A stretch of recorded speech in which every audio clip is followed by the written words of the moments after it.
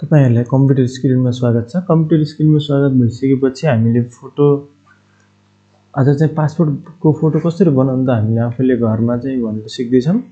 यसको लागि चाहिँ हाम्रो ल्यापटपमा फोटोशप हुन जरुरी छ। फोटोशप चाहिँ हुनै पर्छ। फोटोशप भइसकेपछि हामीले फोटोशप चाहिँ आफ्नो कम्प्युटरमा यसरी ओपन गर्ने छौं। कम्प्युटरमा फोटोशप ओपन भइसके नकै टाइम लाग्छ र फोटोशप ओपन भइसकेपछि डबल क्लिक गरेर चाहिँ पासपोर्ट साइजको फोटो बनाउन चाहिँ हामीले यसरी आफ्नो पुरानो फोटो लगाउन सक्छौं। मोबाइलबाट खिचेर लग्दा नि हुन्छ। यो फोटोलाई चाहिँ हामीले रोटेट गर्नुपर्छ हैन। रोटेट गर्नको लागि चाहिँ हामीले कम्प्युटरमा सजिलो हुन्छ रोटेट गर्नलाई। यसरी एडिटमा गएर इमेजमा एडिटमा हैन इमेजमा गएर चाहिँ हामीले रोटेट क्यानभास गएर चाहिँ हामीले 90 डिग्री यसरी रोटेट गर्यो भने यो फोटो चाहिँ सिधा भइहाल्छ। यसरी फोटोलाई सार्न तलमाथि घटाउन यसरी सिम्पली मिलिहाल्छ।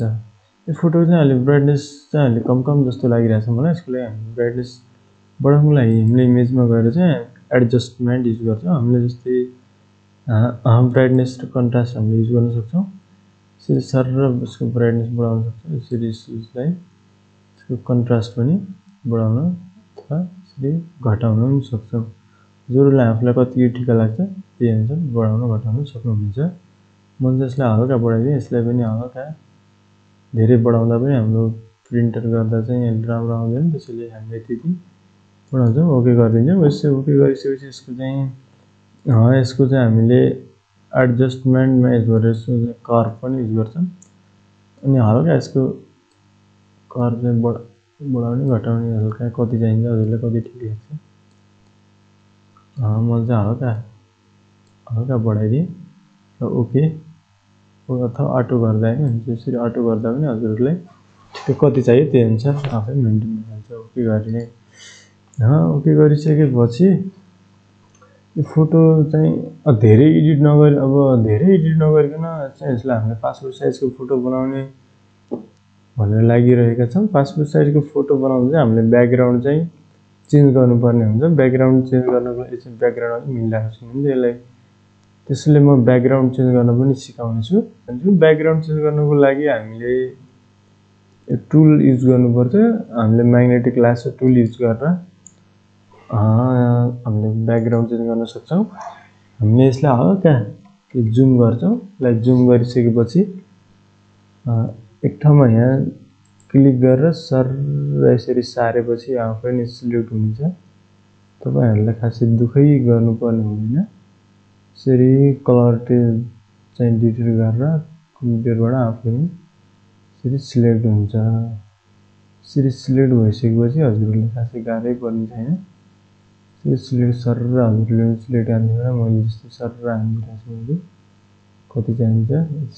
हामीले चाहिँ भित्र फोटो हैन कि त बाहिरको ब्याकग्राउन्ड चेन्ज गर्छ। हामीले बाहिरिया चाहिँ सिलेक्ट गर्नुपर्ने हुन्छ। यसरी हामीले सिलेक्ट जहाँ भित्र गरौँ त्यो चाहिँ चेन्ज हुन्छ। यो चाहिँ नझुक्किनु होला तपाईहरु नझुक्किकन यसरी युजमा क्लिक गर्नु अनि यहाँ पुगिसकेपछि चाहिँ डबल क्लिक गर्नु हो। डबल क्लिक गरिसकेपछि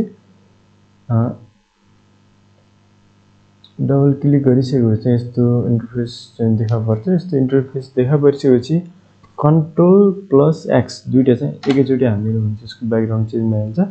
ब्याकग्राउन्ड चाहिँ कस्तो कलर लाग्न मन लाग्यो भन्नुहुन्छ भने यहाँ चाहिँ यो चाहिँ कलर छ नि यसमा गएर यसरी हजुरले चुज गर्न सक्नुहुन्छ। जस्तो कलर यहाँ यसरी अब जस्तै जानेर चुज गर्न सक्नुहुन्छ। त्यसपछि यो फोटो चाहिँ यस्तो बन्यो। अब यो चाहिँ कुनै चाहिँ यहाँ बाँकी रह्यो जस्तो चाहिँ मैले देखिरहेको छु। यसलाई चाहिँ हामीले यसरी जुम गरेर इरेजर भन्ने हुन्छ। यहाँ इरेजर चाहिँ यो चाहिँ इरेजर हो। यसलाई चाहिँ यसरी युज गर्न सक्छौं हामीले। यो इरेजरले यसरी बिस्तारै हजुरले मेटेरियल मिलाउनु पर्ने छ। यहाँ कुनैमा मेटेरियल बिस्तारै मेटेर कपालहरु कस्तो मिलाउने हो ट्याग कति चट्ट मिलाउनु पर्ने छ। कपालहरु चाहिँ आफैले मिलाउनु होला। यो जति यस्तो मेट दिन्छौ त अनि आनन्द छ। मेट्नको लागि केको फुर्ती हैन। यसरी सर मेट्नु होला। यसलाई मेट्न लागि झन्झटै नमानेर मेट दिने चट्ट पारेर दामी बनाउनु होला फोटो।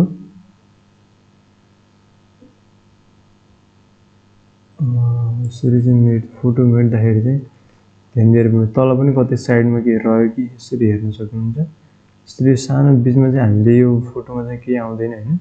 यो सानो पनि यो इरेजरलाई यसरी घटाउँदा यसरी घटाएर चाहिँ यो भित्रको पनि अरु फोटोमा चाहियो भने यसरी पनि मेट्न मिल्छ नि त। यसरी मेट्न पनि मिलिरहेको हुन्छ। यो फोटो चाहिँ हामीले अब यसलाई यसरी जुम गरेर घटाउन सक्छौँ है। घटाउन सक्छौँ अथवा यसरी यता जुम आउट जुम इन भन्ने हुन्छ हैन। यो लगेर यहाँ माथि जाँदाखेरि यसरी यसरी ठुलो भयो। यसलाई चाहिँ अब हामीले क्रप गर्नुपर्ने हुन्छ। क्रप गरेर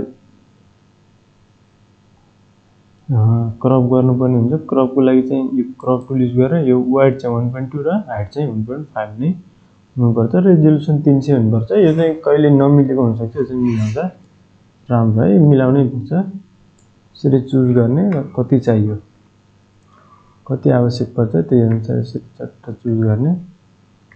यसरी चुज गरिसकेपछि हल्का ठुलो चाहिन्छ भने ठुलो गराउन यसरी ठुलो गराउन मिल्छ है। यसरी कम्प्युटरको किबोर्डको लेफ्ट राइट की युज गरेर पनि यसलाई यताउता सार्न सकिन्छ। यति चाहिँ चुज भइसकेपछि चाहिँ हामीले यसमा इन्टर हाल्यो भने यसको फोटो चाहिँ क्रप भइहाल्छ। अनि यसलाई मिनिमाइज गरेर चाहिँ हामीले एउटा नयाँ फाइल ल्याउनुपर्छ। यो चाहिँ जहिले पनि A4 पेपर हुनुपर्छ। यो चाहिँ ध्यान दिनु होला, A4 पेपर भएन भने चाहिँ मिल्दैन। ओके गर्नु होला। त्यसपछि हजुरले यो फोटोलाई यसमा सार्नुपर्ने हुन्छ।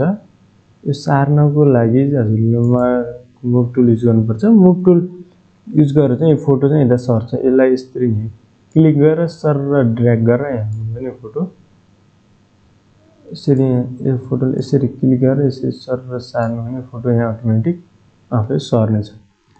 यसरी सरिसकेपछि यो फोटोलाई चाहिँ हामीले स्ट्रोक दिनुपर्ने हुन्छ। यसको लागि एडिटमा गएर स्ट्रोक दिनु होला। यसको लागि चाहिँ एड पिक्सलको स्ट्रोक चाहिन्छ। यो चाहिँ दिनु होला एड पिक्सलको। ब्ल्याक कलर पनि चुज गर्न सक्छौँ भने ब्ल्याक चुज गर्छु, ब्ल्याक पिक्सल दिनु होला। यो छेउमा बोर्डर लाइन चाहिँ यसको आउँछ। चट्ट यसरी कुनामा राख्नु होला। कुनामा राखिसकेपछि यसको अर्को कपी गर्नुपर्ने हुन्छ। यसलाई मिनिमाइज गरिदिने, यसलाई कपी गर्नुपर्ने हुन्छ। कपी गर्नु लागि अल्ट दबाएर यसरी ड्र्याग गर्नु। यसरी ड्र्याग गरेपछि एउटा कपी भयो, अर्को कपी भयो। यसरी यी दुईटा तीनटा एउटा मात्रै कपी भयो भने त एकचोटि यसलाई कन्ट्रोल+E हान्नु भने दुईटा सिलेक्ट भयो, कन्ट्रोल+E हान्नु भने फेरि तीनटा सिलेक्ट हुन्छ। यसरी अल्ट दबाएर फेरि यसरी सार्दा एकैचोटिमा तीनटा सर्छ।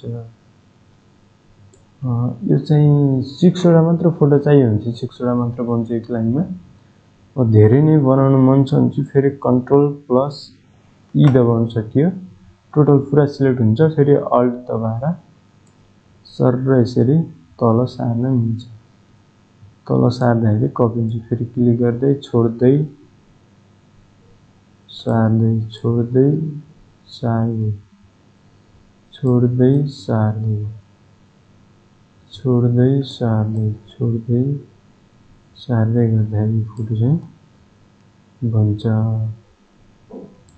यो चाहिँ हामी कति लगभग 6, 12, 18, 18, 24, 34, 36, 42 वटा फोटा चाहिँ एउटा A4 साइजको पेपरमा 42 वटा फोटा चाहिँ अट्छ। अब यो चाहिँ हामीले सेभ गर्नु पर्यो। अथवा सेभ गर्नुको लागि चाहिँ कन्ट्रोल+S दबाएपछि सेभ गर्नुपर्ने हुन्छ। यसलाई नाम दिन सक्छौँ। जस्तै हामीले नाम दिन सक्छौँ। यसको नाम चाहिँ के दिनु, पिक भनेर यसको नाम दियो हामीले। यसलाई चाहिँ फर्मेट चाहिँ जेपीजी फाइल चुज गर्नुपर्ने हुन्छ। जेपीजी फाइल चुज भएन भनेपछि चाहिँ फोटोसप बाहेक अरूबाट ओपन हुँदैन। यसको लागि यसरी गरेर चट्ट सेभ गर्नु होला। सेभ गरिसकेपछि क्वालिटी कति क्वालिटी चाहियो, राम्रो क्वालिटी चाहियो भने चाहिँ लार्ज फाइल यो चाहिँ राम्रो क्वालिटी मेन्टेन गर्छ। यसको लागि ओके गर्नु होला। ओके गरिसकेपछि यो चाहिँ फोटो हजुरको ग्यालरीमा सेभ भइसकेको हुन्छ। यसरी चाहिँ यो चाहिँ अब ग्यालरीबाट हेर्न मिल्छ। अनि यसरी ग्यालरीबाट खोल्नु चाहिँ पिक मैले यसको नाम चाहिँ पिक नै दिएको थिएँ।